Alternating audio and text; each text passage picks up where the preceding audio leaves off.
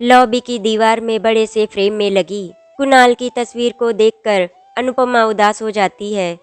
आंसू की कुछ बूंदें उसकी आंखों से लुढ़क जाती हैं। 26 जनवरी का दिन था और बाहर काफी धूमधाम थी।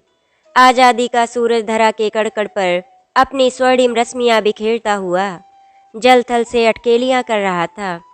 आज अनुपमा की बेटी का पहला जन्मदिन था। कुणाल की कमी तो हर दिन हर पल उसे खलती थी, फिर आज बिटिया के जन्मदिन पर तो बहुत ही ज़्यादा खल रही थी। कुणाल के जाने के बाद से उसकी हर सुबह स्याह थी, हर शाम उदास थी। रात अक्सर आंसुओं का सैलाब लेकर आती, जिसमें वो जी भर डूब जाती थी। अगली सुबह सूजन से भरी मोटी मोटी आंखें उसके गम की कहानी कह जाते थे। पिछले 1.5 साल से अनुपमा घर से ही काम कर रही थी। वो मन ही मन कुदरत को धन्यवाद देती कि वर्क फ्रॉम होम की वजह से उसकी मुश्किल आसान हो गई, वरना दुधमुही बच्ची को किसके पास छोड़कर ऑफिस जाती। और बच्चों की बात अलग होती है, पर वो किस किस को क्या क्या सफाई देती। आप कितने ही बहादुर क्यों ना हों, पर कभी कभी समाज की वर्जनाओं को तोड़ना मुश्किल हो जाता है। कोरोना की वजह से अनुपमा घर से बाहर कम ही निकल रही थी, क्योंकि तीसरी लहर का खतरा बना हुआ था और इसे बच्चों के लिए खतरनाक बताया गया था। वो अपनी बेटी को किसी भी कीमत पर खोना नहीं चाहती थी। आखिर यही तो एक निशानी थी उसके प्यार की। उसने ऑनलाइन ऑर्डर करके ही सजावट की सारी चीज़ें, गुब्बारे, बंटिंग्स आदि एडवांस में ही मंगा ली थी। शाम के लिए केक और खाने पीने की दूसरी चीज़ों का ऑर्डर देकर वो निश्चिंत हो गई थी। वो 1.5 वर्ष पुरानी यादों में खो गई। कितना पागल हो गया था कुणाल जब अनुपमा ने बहुत ही घबराते हुए उसे अपने गर्भवती होने का शक जाहिर किया था। घर में ही टेस्ट कराने पर पता चला कि खबर पक्की है। प्यार से उसे थामते हुए बोला था वो, ये तो बहुत अच्छी खबर है, ऐसे मुंह लटका कर क्यों खड़ी हो। कुदरत का शुक्रिया अदा करो और आने वाले मेहमान का स्वागत करो। तुम पागल हो कुणाल, बिना शादी के ये आफत, क्या हमारा समाज इसे स्वीकारता है। वो रोते हुए बोली, अरे तो क्या हुआ, हम शादी कर लेंगे, बस प्रॉब्लम सॉल्व। कहते हुए कुणाल ने उसके बालों में हाथ फेरा और दूसरा कोई रास्ता भी नहीं था। एक तो 3 महीने के बाद गर्भपात कराना गैर कानूनी काम, और दूसरा साथ में कोरोना की मार। सारे अस्पताल कोविड-19 के रोगियों से भरे थे। कोरोना काल में डॉक्टर दूसरे गंभीर रोगियों को नहीं देख रहे थे। फिर गर्भवती महिला का वहां जाना खतरे से खाली भी नहीं था। कुछ एक अस्पतालों में डॉक्टरों से मिन्नत भी की थी, पर बेकार। कोई भी डॉक्टर किसी पेशेंट की जांच के लिए राजी ही नहीं था। अनुपमा को कुणाल पर पूरा भरोसा था। पिछले 2-2.5 साल से उसके साथ लिव इन रिलेशनशिप में रह रही थी। उसके स्वभाव को काफ़ी हद तक जान लिया था अनुपमा ने। मगर कहते हैं ना कि हम सोचते कुछ और है और होता कुछ और है। इस प्रेमी जोड़े के साथ भी यही हुआ। कोरोना रूपी दानव उसके घर तक पहुंच चुका था। कुणाल को बहुत तेज बुखार आया और जब कुछ दिनों तक नहीं उतरा तो जांच कराई गई। वही हुआ फिर जिसका डर था, वो कोरोना पॉजिटिव निकला। आनन फानन में अस्पताल में भर्ती कराया गया। संक्रमण का डर था, इसीलिए अनुपमा को वहां जाने की मनाही थी। 1-2 बार डॉक्टर से बहुत जिद करके आईसीयू के बाहर से कुणाल की एक झलक पा ली थी उसने। हालत बिगड़ती रही और कुणाल ने इस दुनिया को अलविदा कह दिया। पीछे छोड़ गया रोती बिलखती अनुपमा को और अपने अजन्मे बच्चे को। दुखों का पहाड़ टूट पड़ा था अनुपमा पर। बदहवासी वो घंटों तक घर के फर्श पर ही पड़ी रही। कोरोना संक्रमित होने के कारण कुणाल का संस्कार भी पुलिस ने ही करवाया था। खबर मिलने पर कुणाल के कुछ दोस्तों ने अनुपमा को संभाला और उसकी सहेलियों को इत्तला दी। कुणाल के परिवार वालों को भी एक दुखद खबर दी गई। वे अपने बेटे के गम में इतने डूबे हुए थे कि उन्हें इस बात का भी ध्यान नहीं रहा कि अनुपमा से भी उनके बेटे का कोई रिश्ता था। भला इस तरह के रिश्ते को कौन स्वीकार करता है। विवाह नाम की संस्था हमारे समाज में आज भी उतनी ही संगठित है, जितनी पहले वर्षों में थी। हम कितना ही कुछ कह लें, मगर बिना शादी का रिश्ता रिश्ता नहीं माना जाता। अनुपमा को सामने देखते ही वे बरस पड़े। अपने बेटे की मौत का जिम्मेदार उसी को ठहराने लगे। अनुपमा को याद आया कि कुणाल की माँ ने उस पर न जाने क्या क्या लांछन लगा दिए थे। कितने गंदे गंदे शब्दों से उसे संबोधित किया था। उन्होंने तो कुणाल की मौत का जिम्मेदार पूरी तरह से उससे ठहराकर पुलिसिया कार्रवाई करने की भी ठान ली थी। वो तो कोरोना पॉजिटिव रिपोर्ट ने उसे बचा लिया था, वरना कानूनी कार्रवाई भी झेल रही होती। छी, क्या वास्तव में मैं ऐसी हूँ जैसा कुणाल की माँ मुझे कहती है? क्या मैं कुणाल की मौत की जिम्मेदार हूँ, जैसा उसकी बहन रो रो कर कह रही थी? परेशान होकर वो बार बार अपने आप से यही सवाल करती। दुनिया की नज़रों में भले ही अनुपमा का प्यार उसका बच्चा अवैध था, पर अनुपमा की नज़रों में तो ये एक पवित्र प्रेम की निशानी थी। वे दोनों एक दूसरे से बहुत अधिक प्यार करते थे। बस फर्क इतना ही था कि बैंड बाजे के साथ दुनिया के सामने वो अनुपमा के घर उसे ब्याहने नहीं गया था और उसकी मांग में सिंदूर नहीं भरा था। वो रो रो कर यही बड़बड़ाती रही, फिर मूर्छित होकर गिर जाती। उसकी हालत लगातार बिगड़ती जा रही थी। सोसाइटी में रहने वाले लोग आज के समय में इतने संवेदनहीन हो गए हैं कि सामने वाले घर में क्या हो रहा है इसकी खबर भी उन्हें नहीं रहती।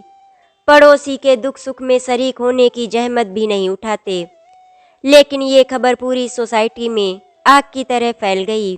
अनुपमा के बारे में जब पता चला तो सब उसके खिलाफ हो गए। उस पर सोसाइटी का माहौल खराब करने तक का इल्ज़ाम लग गया। ऐसे में ज़्यादा दिनों तक वहाँ रह पाना उसके लिए बहुत मुश्किल हो रहा था।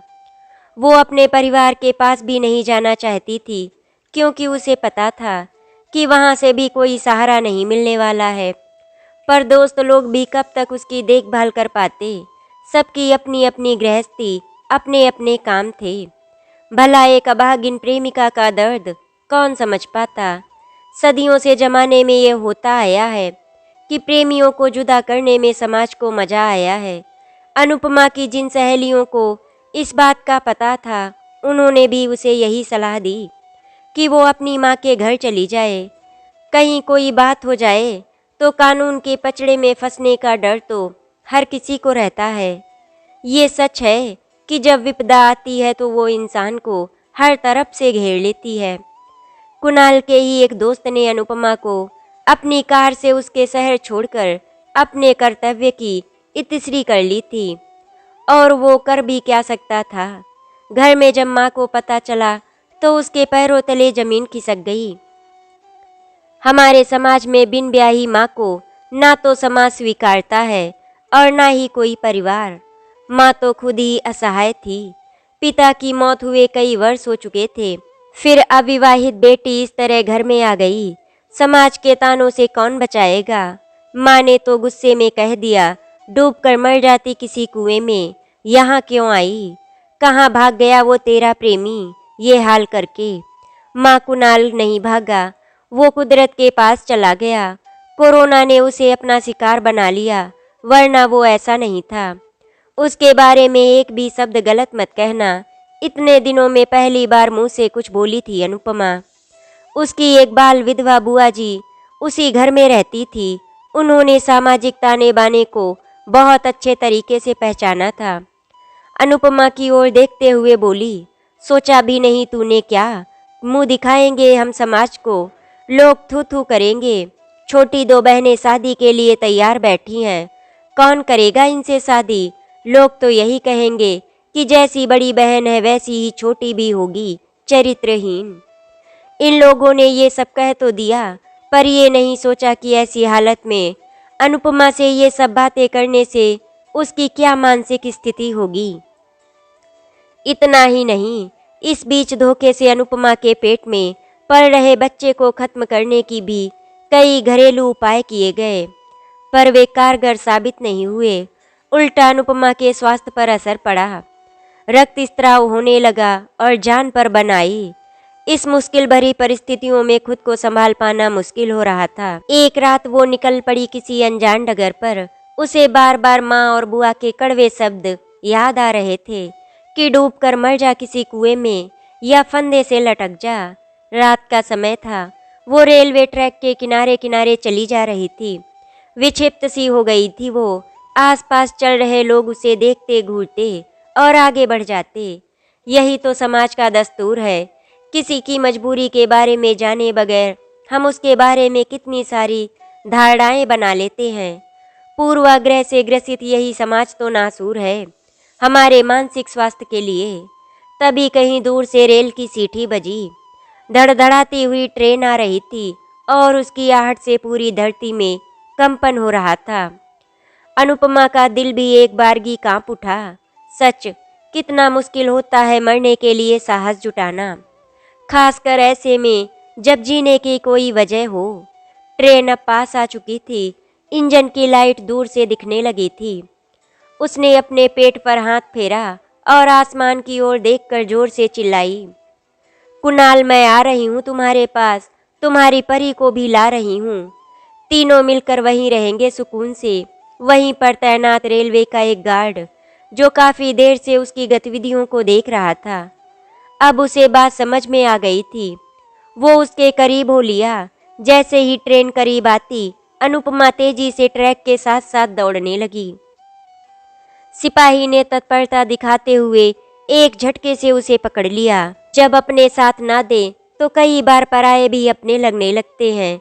वो पुलिस वाले का हाथ पकड़कर रोने लगी, भैया क्यों बचा लिया आपने मुझे? क्या करूंगी मैं इस दुनिया में जीकर? यहाँ मेरा कोई अपना नहीं। जो था वो तो छोड़कर चला गया।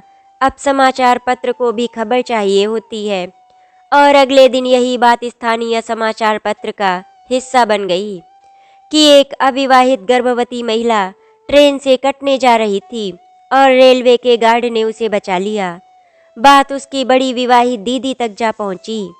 वे उसे अपने साथ घर ले आईं।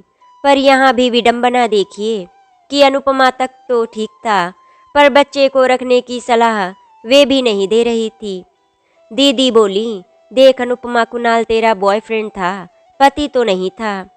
जो हुआ वो बुरा हुआ, लेकिन कुणाल की याद में यहाँ तक पूरी जिंदगी बिताएगी, ये ख्याल अपने मन से निकाल दे। कभी न कभी तुझे जिंदगी में किसी साथी की ज़रूरत तो महसूस होगी और उस वक्त यही बच्चा तेरी जिंदगी में आड़े आएगा। आगे क्या बताऊं, तो खुद समझदार है। एक बार फिर दुनियादारी ने अनुपमा को निराश किया। जिस दीदी से कुछ उम्मीद की आस लिए यहाँ आई थी, वो भी बेरहम निकली। अनुपमा अपने आप में शारीरिक बदलाव महसूस करने लगी थी और ये दूसरों को भी नजर आने लगे थे। लोगों में कानाफूसी होने लगी थी। उसने दीदी का घर भी छोड़ देने में ही अपनी भलाई समझी। दीदी को डर था कि कहीं दोबारा कोई घातक कदम न उठा ले। उसने उसे समझाकर कुछ समय के लिए रोक लिया। अनुपमा, तो फिक्र मत कर, हम तेरे साथ हैं। लेकिन इस बच्चे के बारे में दुविधा बनी हुई है। दीदी, माँ कहती हैं कि मैंने पाप किया। दीदी कुछ दृढ़ता से बोली, देख अनुपमा, ये पाप पुण्य की परिभाषा तो ना सब हमारे समाज की बनाई हुई है। इससे बाहर निकलना हमारे लिए मुश्किल है। मेरे आसपास के लोग जब तुझे देखेंगे तो यही पूछेंगे कि इसका पति कहाँ है। ये समाज है, किस किस का मुंह बंद करेगी। अनुपमा उदास बैठी सोच रही थी कि आए दिन हत्या लूटपाट की घटनाएं समाचार पत्र पत्रिकाओं में छपती हैं। उन लोगों पर कोई कार्यवाही नहीं होती। भ्रूण हत्या आज भी चोरी छिपे होती है। किसी की जान लेना यहाँ पाप नहीं, पर किसी को जन्म देना पाप है। वह एक ऐसा समाज है ये। खैर, तय समय पर परी का जन्म हुआ। प्रसव वेदना के साथ साथ और भी कई तरह की वेदनाएं सही थी अनुपमा ने। दीदी ने भी एक तरह से इशारा कर दिया कि अब वो अपना इंतजाम कहीं और देख ले। बेटी को लेकर अनुपमा दीदी का घर छोड़कर दूसरे शहर में आ गई थी और तब से यहीं रह रही थी। अचानक दरवाजे की घंटी बजती है और परी उस ओर जाने की कोशिश करती है। अनुपमा ने देखा तो दूध और ग्रोसरी वाला था। ऐसे तो घर में कोई भीड़ भाड़ नहीं, फिर भी रौनक थी। 26 जनवरी का पावन दिन था, साथ में बेटी का जन्मदिन भी। अनुपमा कभी देश प्रेम के गाने बजाती और कभी जन्मदिन के।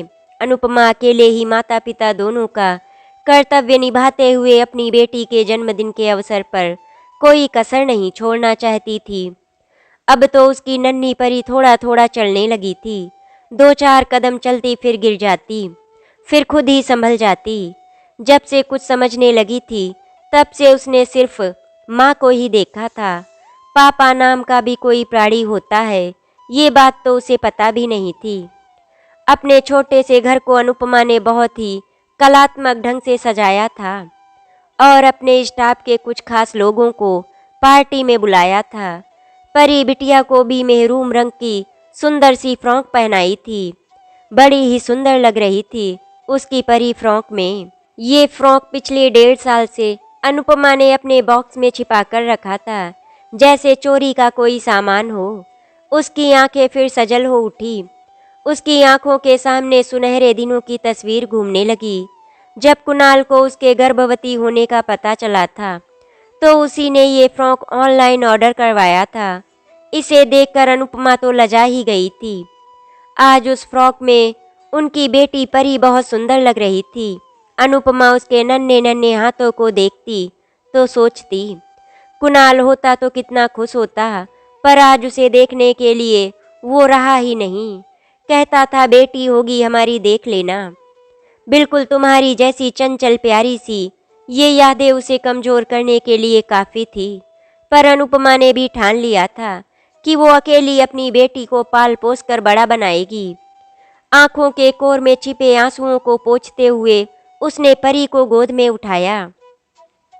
एक नज़र कुणाल की तस्वीर पर डाली और मेहमानों का इंतजार करने लगी। सूरज कुछ निस्तेज सा होकर पश्चिम की ओर लौट रहा था, पर अनुपमा की गोद में परी एक नई सुबह का एहसास दे रही थी। सभी मेहमान आ चुके थे मेरी परी का पहला जन्मदिन मनाने के लिए। मेरी परी का जन्मदिन बहुत ही अच्छे से धूमधाम से हो गया था। बड़े और बच्चों सभी ने मिलकर बहुत ही एंजॉय किया। परी धीरे धीरे बड़ी होने लगी।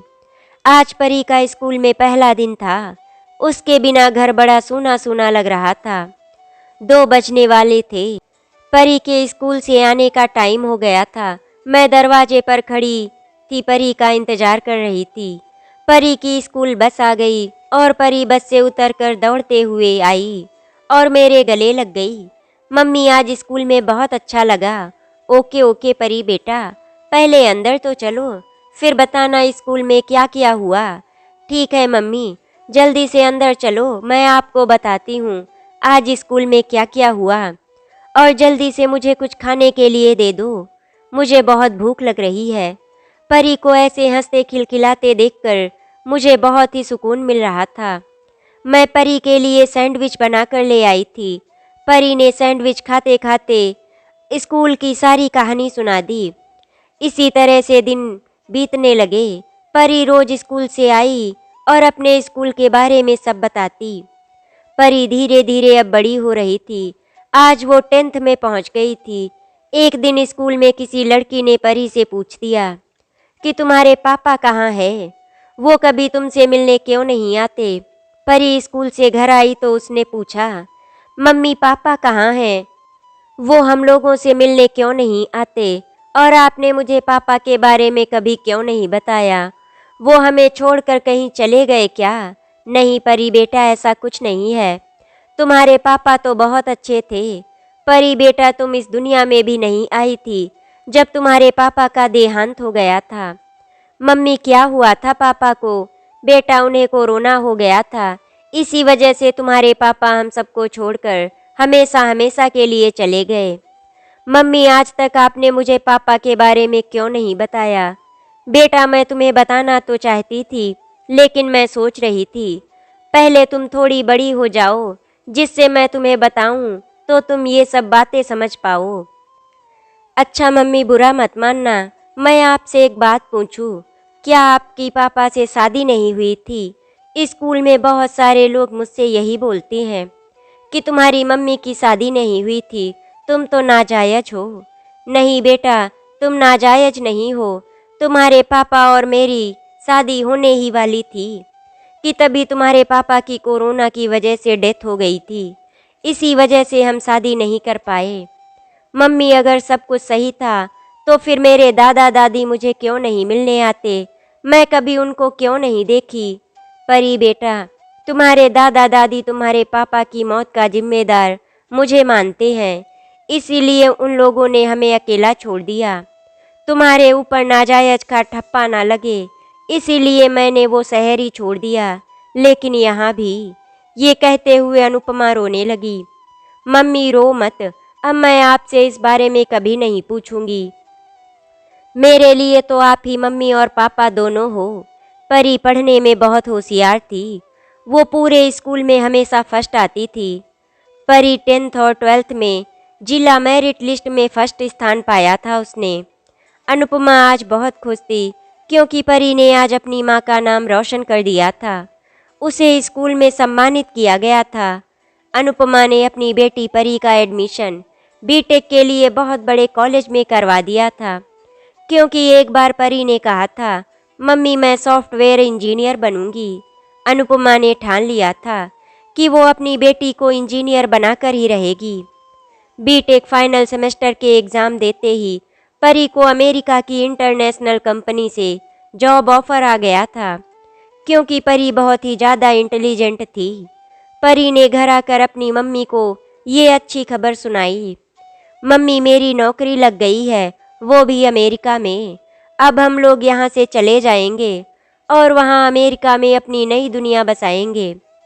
अनुपमा आज बहुत खुश थी क्योंकि उसने जो सपना देखा था, आज उसकी बेटी परी ने उसका सपना साकार कर दिया था। आज अनुपमा ने मन ही मन में कुणाल को धन्यवाद कहा, इतनी प्यारी सी बेटी देने के लिए। अनुपमा अपनी बेटी परी के साथ ऊंची उड़ान भरने के लिए तैयार थी और अपना अतीत भूलकर नए सिरे से जिंदगी जीने के लिए भी। अनुपमा और परी दोनों हमेशा हमेशा के लिए भारत को छोड़कर अमेरिका चले गए। आशा करती हूँ आपको हमारी कहानी अच्छी लगी होगी। अगर आपको हमारी कहानी अच्छी लगी तो वीडियो को लाइक एंड शेयर करें, चैनल को सब्सक्राइब करें। वीडियो देखने के लिए आपका धन्यवाद।